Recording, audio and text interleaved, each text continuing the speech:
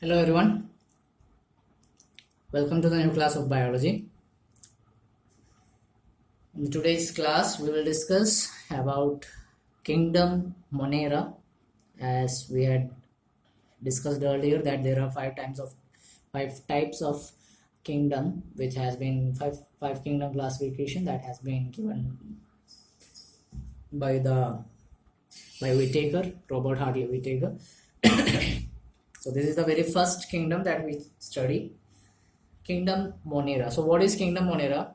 Kingdom Monera is nothing but in this category of organism, mainly bacteria are being included, and they are the only members which are found in Kingdom Monera. Means there are no else microorganism, no other microorganisms that are found in the Kingdom Monera.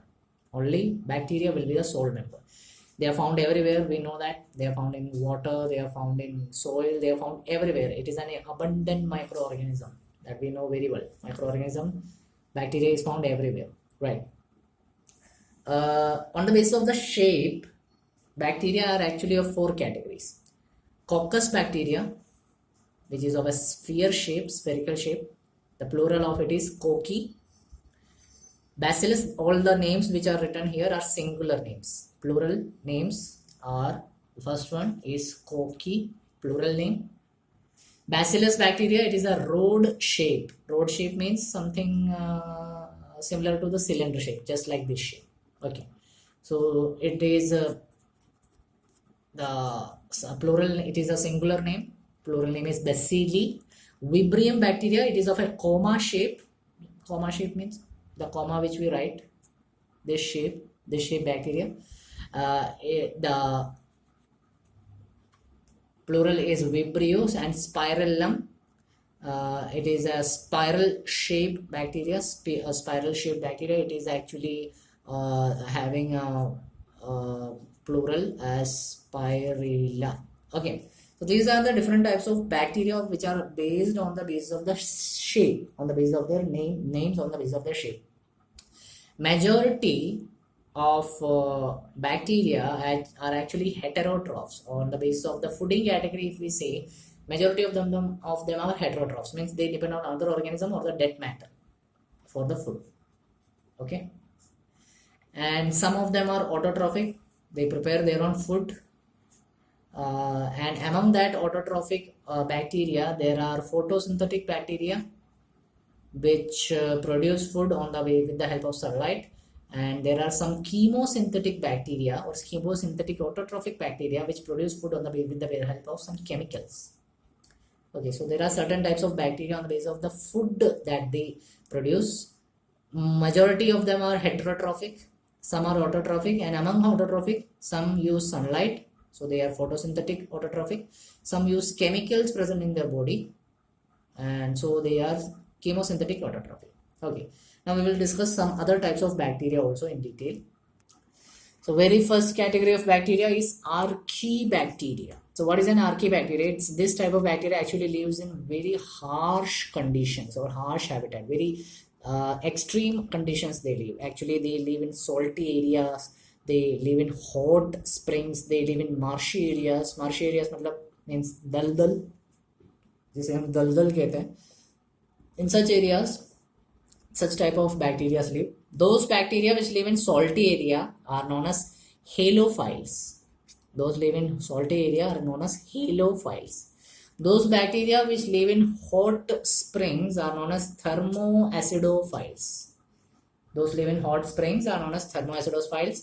Those which live in marshy areas are actually known as methanogens. So there are halophiles which live in salty area, extremely salty area. There are thermoacidophiles which live in hot springs. There are bacteria which live in marshy areas, which are known as methanogens. So why are they living, or how could they live in such extreme conditions? The reason is they have a different cell wall structure, or a unique cell wall structure. In comparison to other bacteria, category of bacteria, they have a different cell wall structure, and because of this cell wall structure, they are adaptable to any type of the extreme conditions which we had discussed now. And also, if we say this methanogens, except of the marshy area, means They live in marshy area for definitely, of course. And other than that, they also live in the animals intestine, or we can say guts of animals, especially in ruminants means animals those have instead of large intestine, they will have a structure called as rumen. Means they will have large intestine, and inside that large intestine they will have a structure which is known by the name rumen. Those herbivorous animals, majority herbivorous animals, will have this rumen, especially in case of cows, buffaloes, and goats, sheep. In their case, it will be it will be of larger size. Because of the presence of rumen, some herbivorous animals are known as ruminants, and in those ruminants, in the guts of those ruminants, methanogens, the bacteria methanogen is present, and with the help of these methanogens itself, I think you can understand what type of gas we can get. The methane gas, or we say that biogas from the dung, from the waste, from the dung of cow, buffalo, we can produce the biogas. It is because they are having methanogens as bacteria in them. Okay.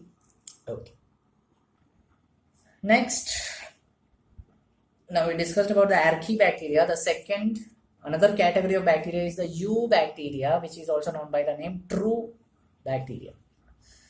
It is known by the name true bacteria because it has a cell wall which is very much strong, rigid cell wall, and also it has flagella. Flagella, if it is a moving bacteria, if the bacteria has movement or it moves, if it is a motile bacteria, it will have a flagella.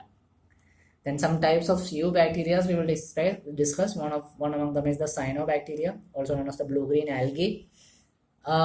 They have chlorophyll, which is similar to the green plants, so they are autotrophic, means photosynthetic, autotrophic organisms.